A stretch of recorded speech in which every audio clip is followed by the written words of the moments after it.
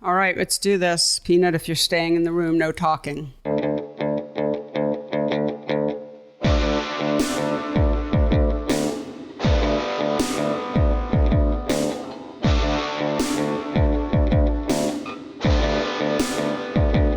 Hello, everyone, and welcome to PhotoWork with Sasha Wolf and Real Photo Show.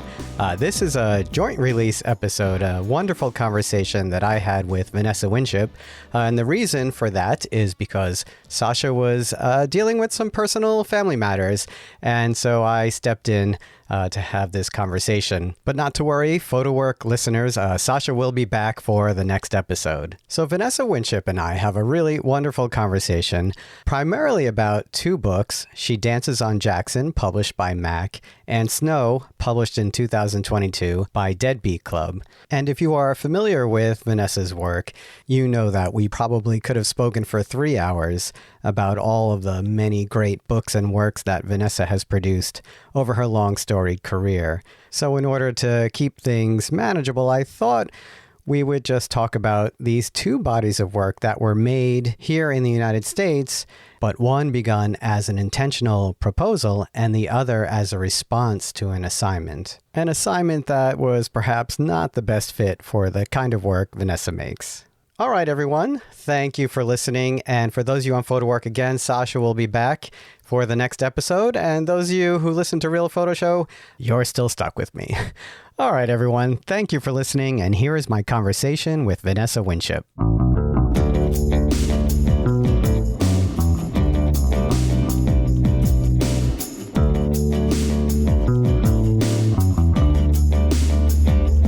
Hi, Vanessa. Thank you for joining me from, where are you? I'm in, hi, Michael. Thank you very much for inviting me. I'm in a tiny, tiny village in Bulgaria called Mandritsa. And is this photo related? We have a place in Mandritsa that we bought nearly, I guess it's 10 years ago now. It's in a village where many, many places are falling down. And we've been extremely slowly renovating, and slowly because we have very few practical skills. It's a place with a long-term view to be able to run workshops from. Oh, and okay. Eventually, maybe to be here permanently. Of course, when we bought them originally, Brexit wasn't part of the. You lost the connection to the European Union. We're still in Europe, but we're not in the European Union. Right. So before we get into the work and the books, why don't you just tell us a little bit about your background and how you got into all of this? Okay, so if I'm to go right back to the very, very beginning. Sure. I think it was as a little girl, I would go with my mum to my grandma's house. Every Thursday they would be together. And one of the things that they would do was they would put me in front of my grandma's writing bureau. And in that writing bureau, there were a lot of old photographs. And one of the pictures that in particular took my attention was this really extraordinary photograph of my grandmother and her family. It was a wedding, and my grandmother was perhaps 13 or 14 years old. And as a little girl, it was very strange to me knowing that it was actually my grandma, who I knew as an old lady, and seeing this image of her as a young woman, a young girl at a wedding. And I think that was the thing that maybe fascinated me, was this distance between what I saw as my grandma and imagining her as a young woman. I didn't actually have a camera until after my son Joe was born. And I think my partner, Joe's father, and I, we had a very tiny little camera, and the first pictures we took were these awful kind of out of focus blobs, if you like. And so we ended up buying a camera because it felt important to somehow document the beginning of the life of this child, our son. And then after that, I'm from a very small town in the north of England, and we ended up in Bristol. And I enrolled on a photography course at a technical college. Yes, but I suppose that's where it began for me. Well, at least the more formal training, certainly that early influence of the family album, the importance of the family photo and the family album, and how there's this contextual idea of who a person is from two different times. That I could see that in your work. I can see that in the idea of, and we'll get more into this later, but the idea of walking that line between documentary and fantasy as well, the sort of spurring that imagination about the way you think something is, but the way also our minds experience things and create memories and fantasy and the idea of possibility in the world. Oh, that's a really amazing way to describe it. And you studied photography, but did I read that you went into film afterwards or got interested in film? Okay, so after maybe, I think it was, we lived in Bristol for nearly 3 years. And at that college, one of the tutors had quite recently become one of the lecturers at the Polytechnic of Central London, which at that time in the early 80s was one of the few degree courses. And so the course, in fact, was actually film, video, and photography. You actually elected what you were going to be doing.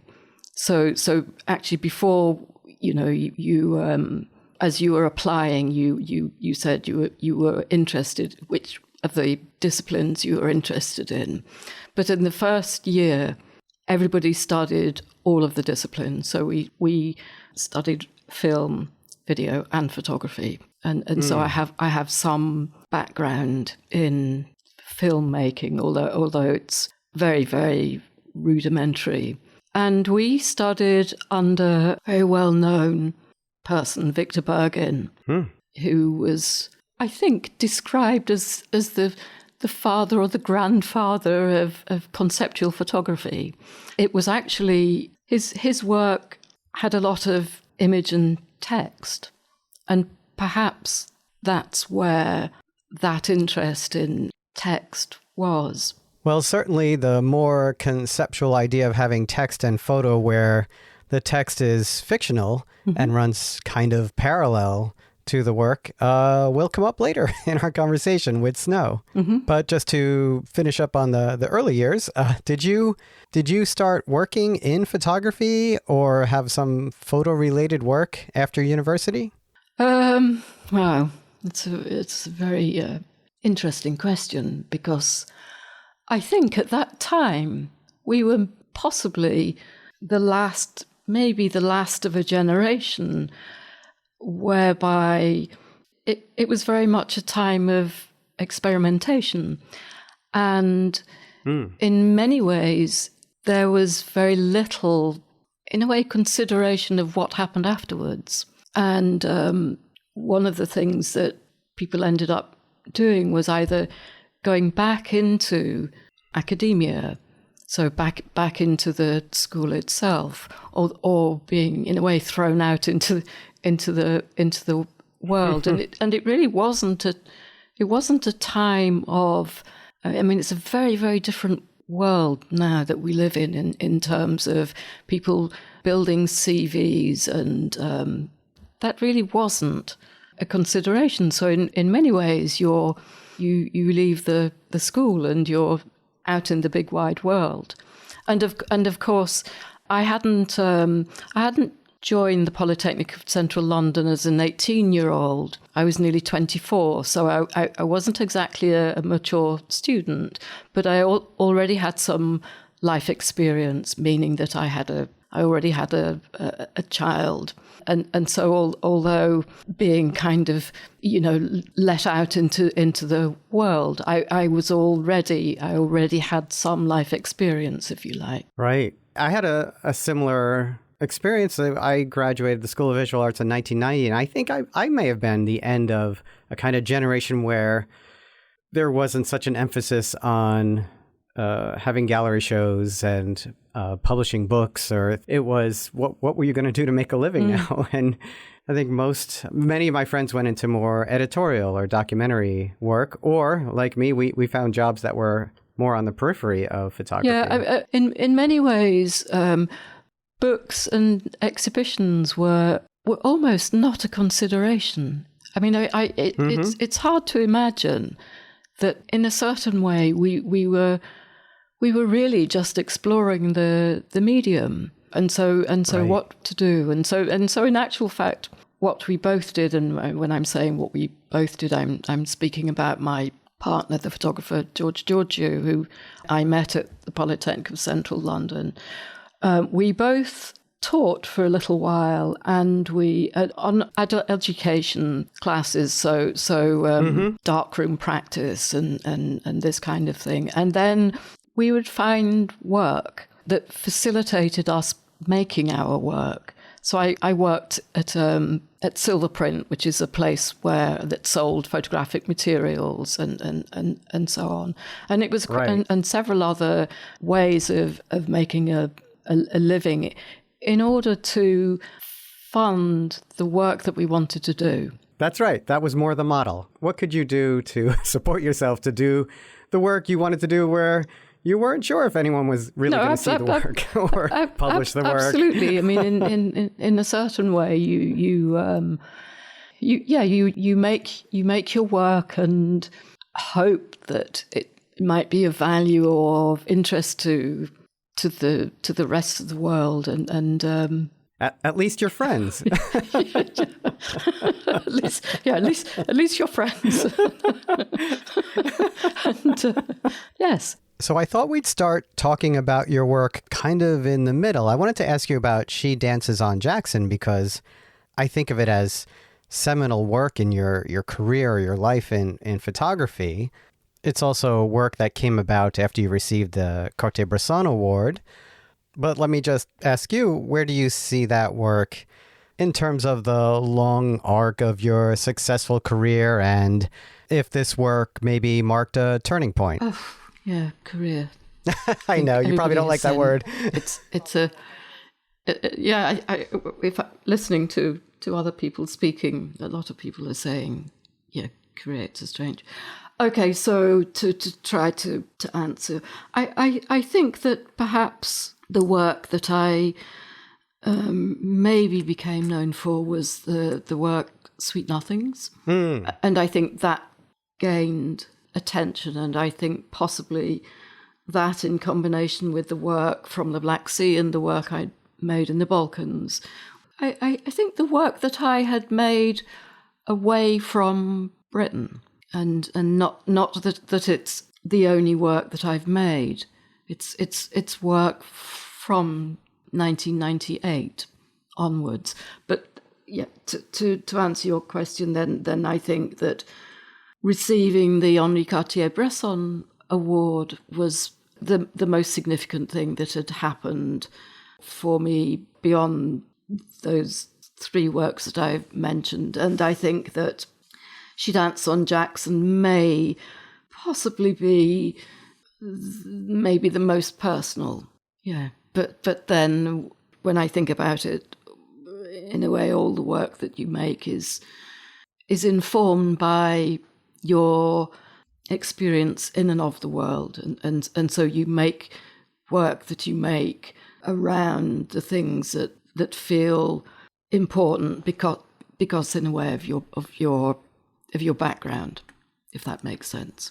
Absolutely. And I think it makes sense to think about your work on those terms, that whether you were working on the work from the Balkans and the Black Sea, or the work here in the United States and She Dances on Jackson, or this latest work, Snow, even though it's been written about in very different terms, I think there's a thread that connects all of them in the way you puzzle things together, and it's using the camera as this tool for understanding. Yes, of course. I mean, we trying to fit the pieces together, trying to join the dots, trying to comprehend and understand the world that we live in.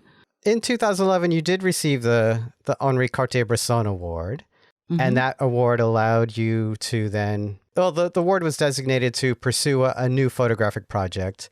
Was She Dances on Jackson an idea that came from, receiving that award, or was that something you had already started working on? No, it wasn't something I'd started working on, but just to say, when I put the proposal in, I essentially said that I hadn't worked in the States before, but in fact I had worked in the States. So it, in a certain way, it was no, it's not a continuation, but I wasn't entirely new to the States. But yes, I hadn't begun the work. To answer your question, and I think that in actual fact, the foundation set a precedent in that they funded my proposal for a work that hadn't begun, and that wasn't how they had normally funded work. So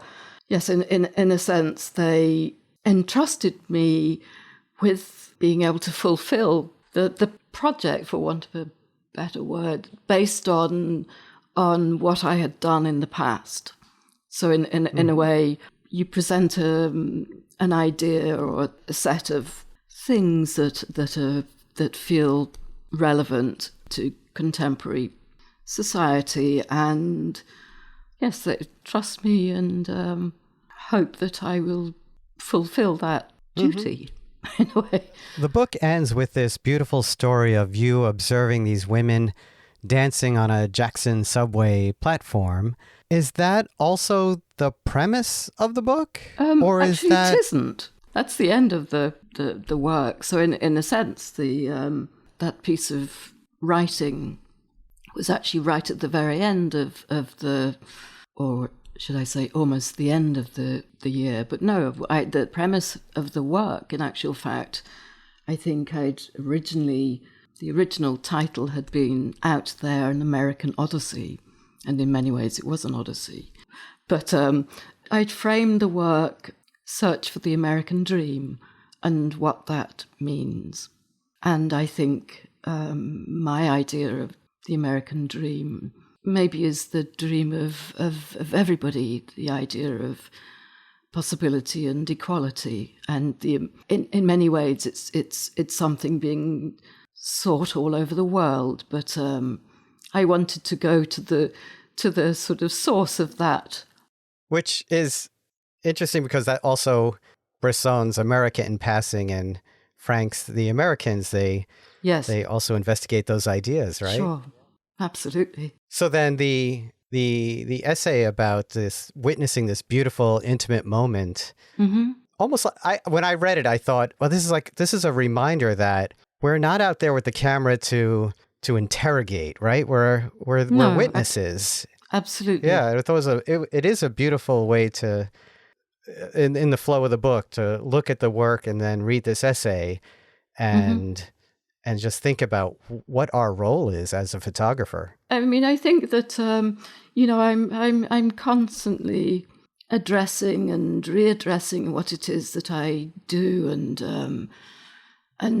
perhaps I think really we're witness. We are witness, and I think that's the best way I can really consider it. And when I think about previous work, in particular, the work in the Balkans, one of the things I'd been interested in Albania in particular, and from a great distance, and it was a place that was sort of inaccessible, and in a way it was hidden, if you like. And so it's between Italy and Greece, and yet it was a place that we almost knew nothing about. And so for many years I read about Albania, and through the work of Ismail Kadare, a novelist, I was able to partly discover that place. But to get to the point, and sorry, it's a very sort of long-winded. No, I actually love to hear you talk about the work from the Balkans and the Black Sea and as well. So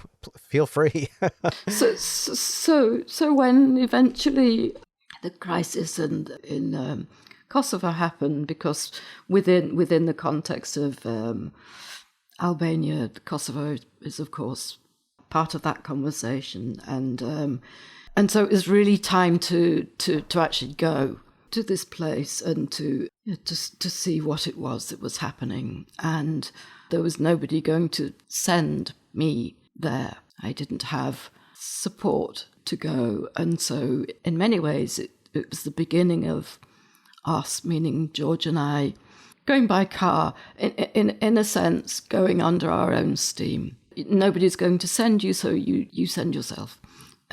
and all the way through Albania, which at that particular point was in a very poor shape. It had just undergone anarchy, essentially, because of a pyramid scheme. Basically, people had bought into this scheme. It had been under a dictatorship for more than 50 years, and then when that finally ended, people bought into this get rich quick pyramid scheme, and of course everybody lost, or some people gained, but most people lost everything, and so there had been anarchy, and so the place was in a terrible state, and the infrastructure of Albania was pretty poor. And so I'm talking about time here, and I'm talking about the length of time it took to eventually get to the border between Kosovo and Albania. It meant that I was able to consider what on earth I was doing. What am I doing? I'm going in a direction, and people are coming in the opposite direction, and the possibility that I'm going to be facing people who had lost everything, people who had lost family members, who had lost their homes, all of those things. I had to reconcile to myself what that meant, and to suddenly be there, with my cameras, and how is that going to be, and to face, and for those people to face you. And actually, I think that was answered really very quickly in a way, meaning that they were not forgotten. Right. And in a certain way, there's a sort of catharsis in that. And almost it's irrelevant what happened to those photographs, that you were actually there, and that these people who had faced immense trauma, their situation might not be forgotten. And so I understood how important that is. Right. And now I've lost the thread of... You know what? So did I. That's okay. I mean, I think that's important and something to really think about. We were talking about our roles in the world when we were out photographing. Yeah. That we are these witnesses, and so I think the point is well made, that there's this value of being there. And I still believe that's really important. And one of the things that I have done, I think, throughout my working life in terms of observational work is I'm absolutely silent. Most of the time you're really, really silent. And I'm actually very good at that, listening and observing. But it became, in a certain way, it became problematic for me, because the idea that you're there and somehow you don't impact, and trying to think about how to take responsibility for our gaze.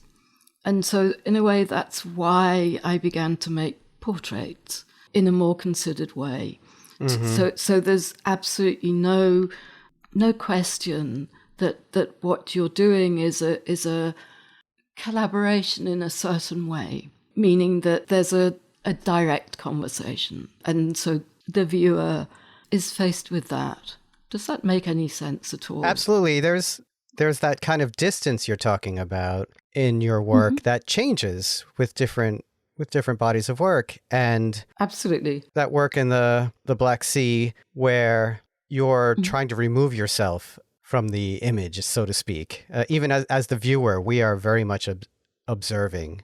And then you're talking about the kind of portraiture you do in Sweet Nothings, where we are very much engaged in this very frontal way, in this very connected way with the people Absolutely. who are standing for you in those portraits. And it's a physical distance. It's also an emotional distance and a perceptual distance that we have when looking at the work. Absolutely. I mean, to go back again, what I should say, even with observational work and even with the silent work, of course, you're always in conversation with people. You're constantly in conversation with people.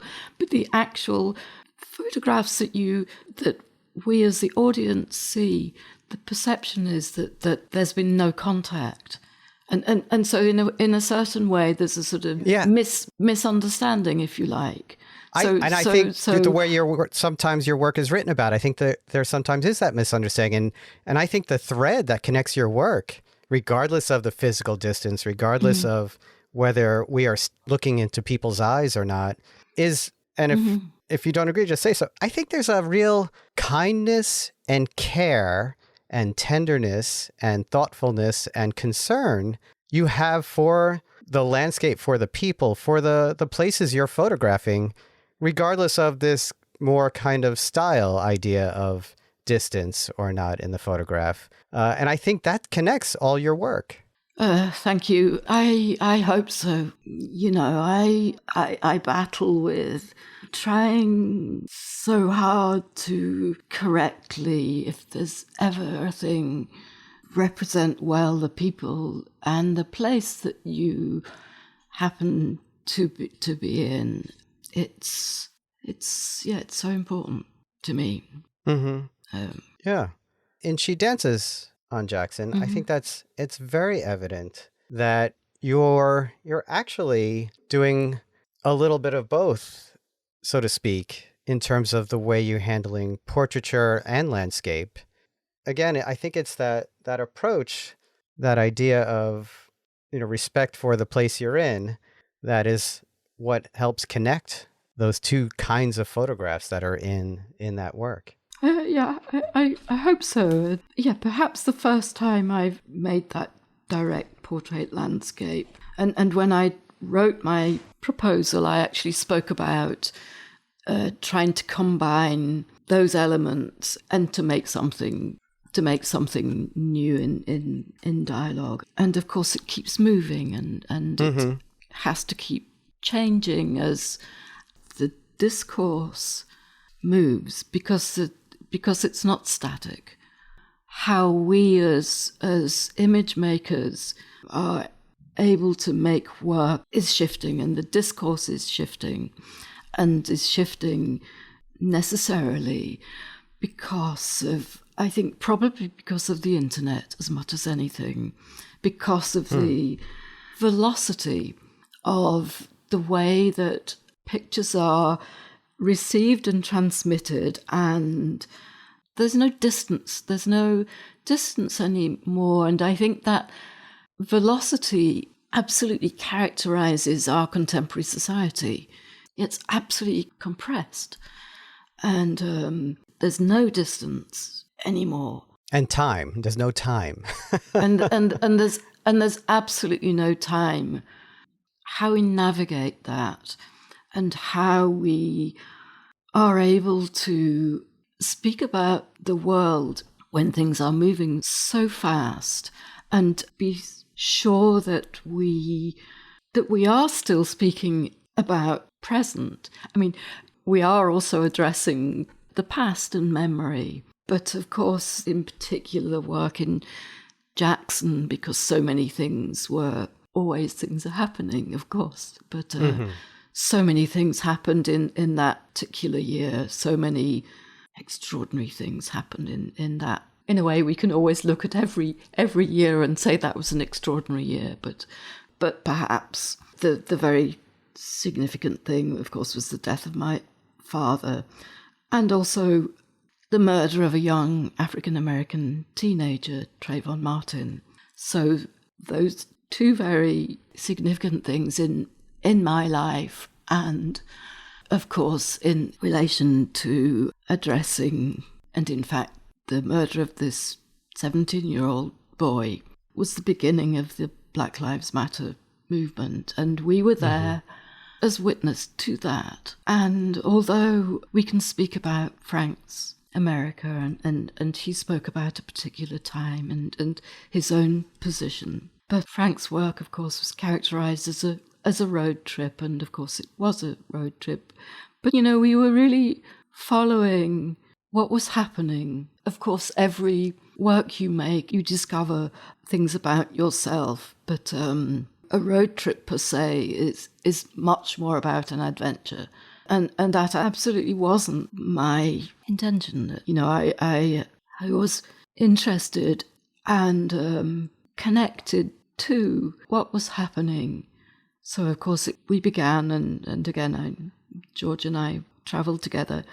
It began at the beginning of the Republican primaries and ended with the re-election of Barack Obama. And we followed all of that, and it was the year of the Occupy Wall Street.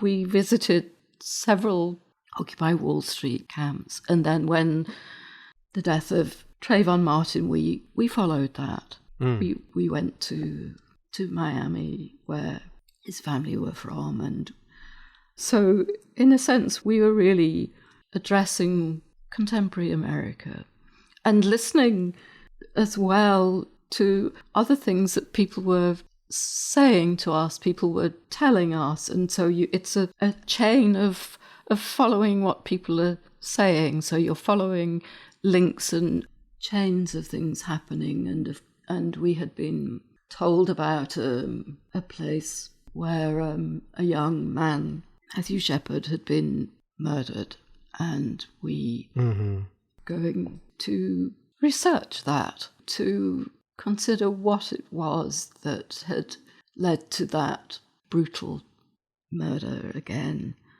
And of course, with the death of my father, I was trying to connect to the things that had been important to him.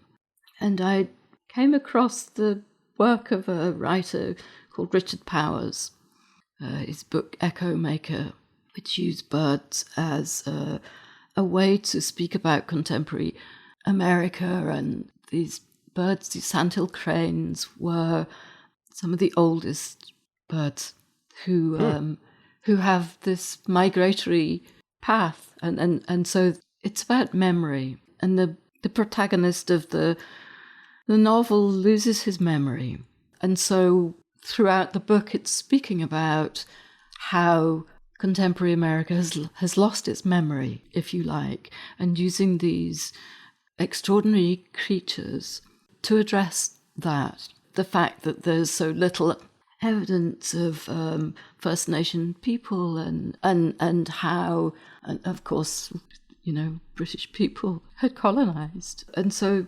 considering memory and tying that in with thinking about my father, and my father had been an amateur ornithologist, and so in a way to keep connection with my father, I went in search for these extraordinary creatures as a way to be connected to his memory, if you like. I mean, there's a lot that you just went through that became part of this work. And what I'm struck by is your ability to respond to what was actually happening as opposed to what you thought you would find when you got here. And that requires an openness. That requires an openness to let go even of what you thought you were going to do. No, absolutely. And I think that if we don't do that, then what's the point? And of course, you go with a whole spectrum of second-hand information, little facts and little fictions, and all of the things that you think, this is America. And of course, it's an absurdity to say this is America. It's 50 states with different histories, and to be able to be receptive and willing to, we have to do that. I was thinking about that while you were speaking too, because modern American culture not only now has short memory of our history, a short memory of what has already happened, we also have the ability now to collectively believe something didn't happen, which is worse, I think. Yeah. And we're heading down that path. Yeah. The other thing that you mentioned is memory denied. Yes, and a denial, exactly. The other thing is, you set out to connect people and the landscape in this work, a sense of place. When you were talking about Trayvon Martin, Trayvon Martin was killed because he was in a place that others thought he didn't belong. I know. And that whole idea of people and their sense of home and belonging, that just really struck me. And it makes the underlying part of that story so painful. Yes, it's one of the big questions. Yeah. So She Dances on Jackson was a proposal that you submitted for the Bresson Award. Snow, on the other hand, wasn't an assignment, but maybe the sort of kernel of it started with an assignment. Is that right? Do I have that right? Yeah. Snow began as an assignment, and I don't do many assignments. I don't accept many assignments, and I think perhaps in the early days I probably would have liked assignments, but they didn't come to me, and so what do you do? You sort of sit and wait for an assignment to come. Of course they don't, and so I continued to work anyway. I was less and less interested in accepting assigned work, and there are people that do assignments wonderfully, sure, absolutely extraordinarily well. I'm not sure I'm one of them, but What was the assignment? Okay, so the assignment essentially was in 2 geographical locations. It was to document the movement of the Amish community leaving from Ohio to holiday in Florida. And so I was to go and visit, first of all, Ohio, and then travel by bus with the community to a little place called Pinecraft, which is where some members of the Amish community holiday, essentially. Historically, when they first came to the States, they, for whatever reason, some groups ended up in Ohio. But needing and wanting to find crops that could be produced year-round. And so citrus fruit were not something that had been produced by the Amish community where they originally came from, but salad products could be grown there. And so that's why historically there was this connection with Florida. And so my assignment was to follow this journey from Ohio to Florida and to photograph the landscape of where they lived for most of the year, and then the landscape of Florida, which is by the sea, of course. And because the commission had been by Mare, which is a magazine who focuses primarily on the sea, and they had been the publisher of my first book, Schwarzes Meer, which is the Black Sea. Mm-hmm. And so that's the reason I accept assignment from Mare. And so their interest was, I think, mostly about the time in this little community called Pinecraft, and to picture people on holiday, essentially. It was a complicated assignment for me on a personal level for a number of reasons, but I think partly because, and not entirely, but partly because I would be returning to working observationally. And of course I can do that, and I can do it very well, as I said to you, but making a portrait is something that is, for the Amish community, is considered vain. And so although it's acceptable and that one might picture their lives, and there had been a conversation about our joining the community to make this work in a way, and an agreed acceptance that, okay, so we're okay if we don't know that you're photographing us. if that makes sense. So it looks like we're not aware of you, even though right. And that's where it's always the case, is in a certain way, is that, okay, so it is acceptable that people are interested in who we are and our lives. And so I knew I wasn't going to be making portraits. But in actual fact, I did make portraits. When I was in Florida, I made a number of portraits, but they didn't fit what the magazine wanted. But anyway, over and above that, I wasn't able to make the picture they wanted. And the image they wanted was a picture they knew existed, was of young people going in the sea for the first time. So an idea of going from one place to another. So in a sense, it's like a city child or right. a person from the city going to a farm for the first time. Right. Or going to the seaside for the first time. It's that extraordinary experience. But more specifically, that it should be whilst they're wearing the clothes that they wear. Right. And if you Google that picture, you can find it. But I was able to make pictures that I felt were respectful of people paddling in the water. But it wasn't really what they were looking for. They wanted. And so I came back to Britain and I looked at what I had, and I knew it wasn't what they wanted. And so under my own steam, I went back to Florida, and I went back to Ohio, and I went back to Ohio alone.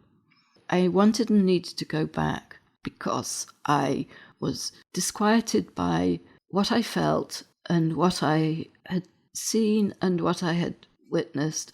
You returned in the winter to provide continuity from where you left off, right? Exactly. It's so as if by going back in the same weather conditions, it would allow me to answer for myself some of the questions that I had had. So what did you come to understand about this sort of disquiet that you felt about the place? I think something about an absolute need to talk, to speak to a stranger, and in a way, having a camera facilitates that.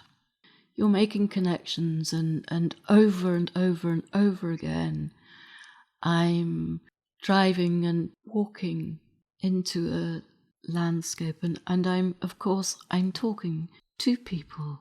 It almost sounds like you were also, in some ways, kind of making amends for being there, trying to do something that really wasn't you.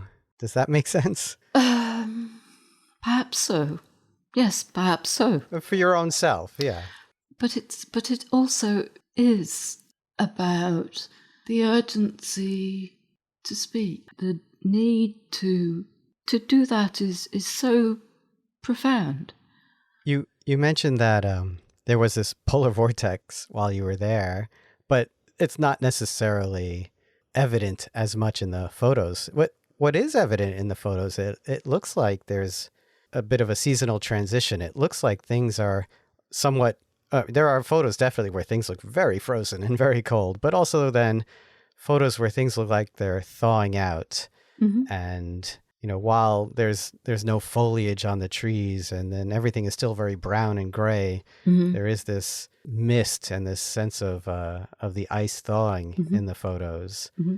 And there are color photos. And mm-hmm. there are color photos sometimes with black and white photos and sometimes by themselves or next to text as well.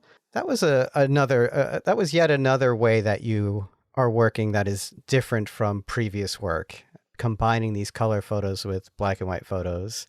I know you've made color photos before, but this is this the first time beyond the retrospective work that we see the color and the black and white as one idea?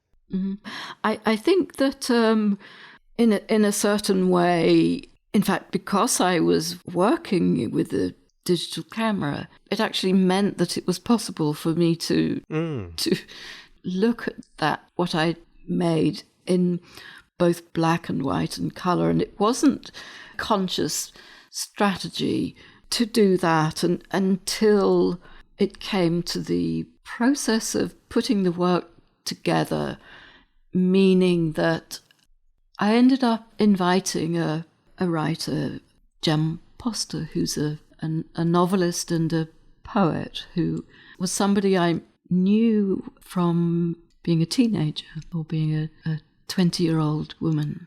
Came to my hometown as an archaeologist and stayed with us.